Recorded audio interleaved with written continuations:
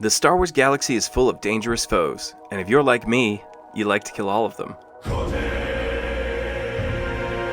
In this first video of my new series, I thought it'd be fun to list my top 10 favorite heroic bosses of SWG Legends. I'm beginning the list with an honorary mention, and that is for Darth Vader and Rebel Hoth. The Battle of Echo Base launched with Chapter 11 of Star Wars Galaxies in 2008. While Imperial players are assisted by an endless supply of snowtrooper NPCs during the battle, Rebel players are tasked with assisting the evacuation of the base against overwhelming odds. After all, the good guys lose the Battle of Hoth. After Phase 2 of the heroic encounter, the Dark Lord of the Sith himself appears in the hangar near the Millennium Falcon. He's a level 300 double gold elite boss, and even though you can attack him and do damage, his health bar never actually goes below 100%. His health is not even budging. There's no way to win, and there are no mechanics at all to this deathmatch, but there's something iconic about going toe-to-toe against Darth Vader and being struck down by his lightsaber. Number 10. The Quarantine Zone was released with Star Wars Galaxy's Game Update 13, and with it, the deadly Blackwing virus was unleashed upon the galaxy. At the very bottom of the bunker at Camp Epsilon, we find the very first boss on my list, the Undead Rancor. Anyone could summon this boss by activating the terminal in the cave nearby, and once the Rancor spawns, players have 10 minutes to defeat him or he disappears. Alright, 10 minutes, let's do it. This DPS race was obviously more challenging on live, but now most groups can take it down about half the time. Besides the guaranteed drop of the Blackwing crystal, there's also the chance to loot a prized shock collar buff item from this boss, making him very popular with Beastmasters. Number 9. The endgame planet of Mustafar was added to Star Wars Galaxies with the Trials of Obi-Wan expansion in 2006. Obi-Wan Kenobi. There were many heroic bosses to encounter as part of this expansion's main 2 questlines, including fan favorite HK-47. However, I personally think that Devastator Droid in Operational Droid Factory, or DF2, is one of the more interesting boss fights in the game. Why, you ask? Because this boss is completely immune to any damage unless one player runs back upstairs in the factory and retrieves an inhibitor rod from the terminal. That player runs back to their group downstairs and deposits the rod into the Devastator Droid's mainframe, temporarily making the boss vulnerable to attack. After a few rounds of repeating this mechanic until the boss is defeated, players get the chance at a few glowy loot items and some Mustafar heavy weapons. Number 8. The Rage of the Wookiees expansion was released in 2005, and with it, so was the original Avatar platform. This space station heroic, located inside an asteroid mining facility in the Kashyyyk system, required players to fly their ships up to it and dock with the platform in order to enter. The SWG Legends team introduced a hard mode version of this encounter in 2020, and subsequently beefed up Harwakokok the Mighty. This Wookiee boss summons a variety of adds, including healers, that need to be corralled and handled, all while the group awaits Harwakokok's big mechanic. Halfway through the fight, the boss randomly copies all the buffs from a random player in the group. Because of this, many people wait to use their bio or focus crystals or certain other buff items until after the mechanic is triggered. No, he doesn't have a heal. Now he's got his buffs. There are some cool loot items in Avatar hard mode, but not anything exciting drops off of Harwakokok himself. Number 7. The Blackguard Star Destroyer heroic encounter was released with Chapter 8 of Star Wars Galaxies in 2008. Just like with the Avatar platform, players had to board a starship and fly to the Ord Mantell system in order to access the heroic. The very first encounter once you get inside is a Black Sun boss named Krix Swiftshadow. This is one of those fights that will punish you for not paying attention. Once the encounter begins, a squad of Stormtrooper Grenadiers quietly appear on the platform around the Star Destroyer's hangar bay. While the tank occupies Krix, the rest of the group has to clear out the Grenadiers one by one, all while avoiding the proton grenades that they're throwing on the ground around you.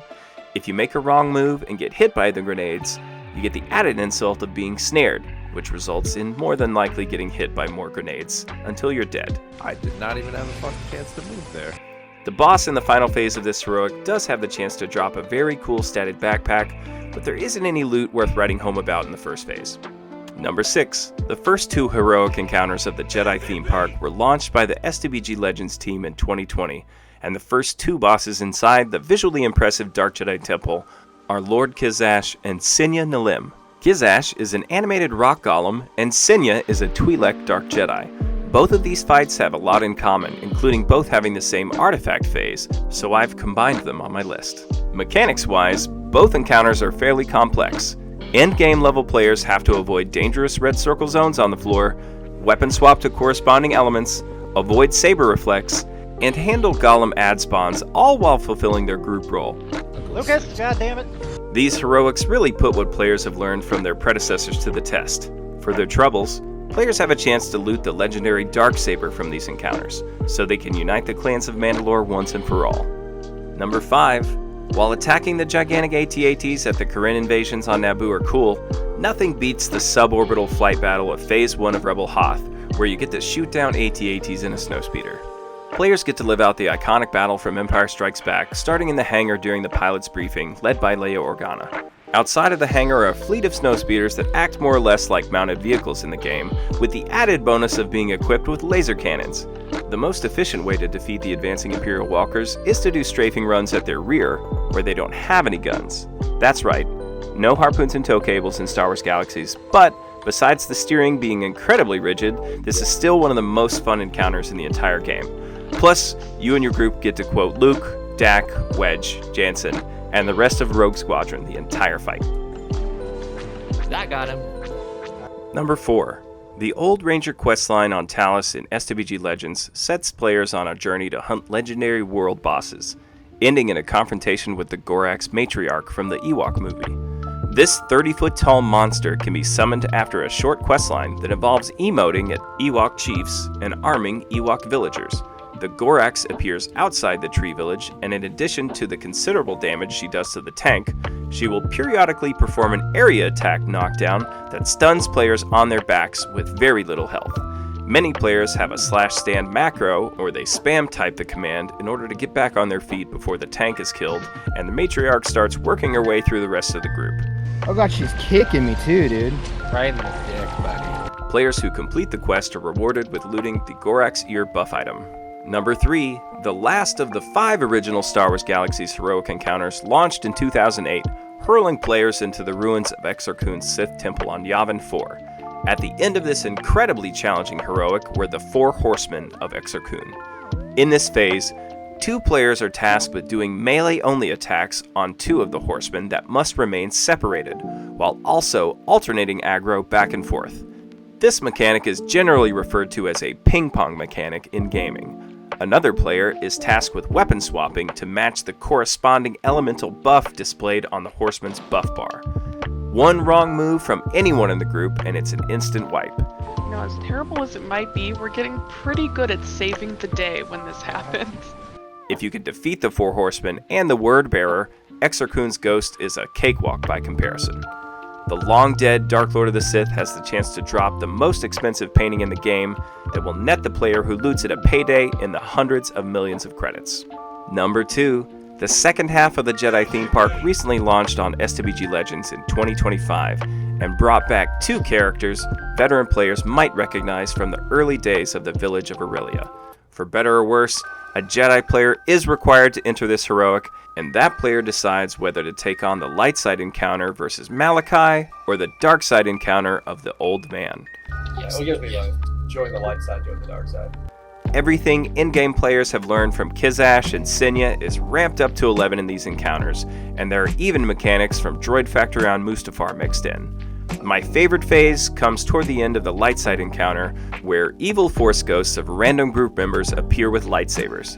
If everyone plays their cards right, the Jedi in the group even has a chance to craft all new Jedi loot items at the altar in the back of the temple, reminiscent of Mandalorian armor crafting in the Death Watch bunker. Finally, number 1. This boss fight is pure cheese, and I won't be hearing any different. Once players complete either the Rebel or Imperial versions of the Battle of Hoth, the group can make their way back inside Echo Base to the cave entrance to the Wampa Valley. Once you clear out the baby Wampas inside, the towering Unkajo will spawn to avenge its kin. Throughout this fight, Unkajo will scoop up handfuls of ice and snow and throw it at a targeted player, where they and anyone else near them are frozen in ice. Frozen players can do absolutely nothing but wait to be freed by the coordination of their teammates, whom Unkajo will throw Tauntaun corpses at in order to break the ice. In addition to that, 3 bodyguard Wampa ads will spawn at 75, 50, 25, and 10% health to wreak havoc on the group. It's fun, it's chaotic, Are we burning the boss or the ads? Yes, please. He's throwing a Dante at me though. and it consistently goes terribly wrong, making it, in my opinion, my favorite boss fight in the game. Which is a good thing because, besides the Wampa DNA, there's really not anything worth looting off of old Unkajo.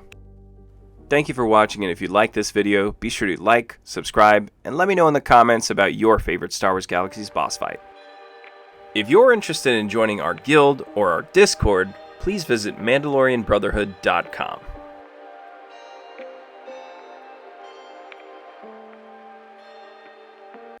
Ah, shit, I clicked the butthole.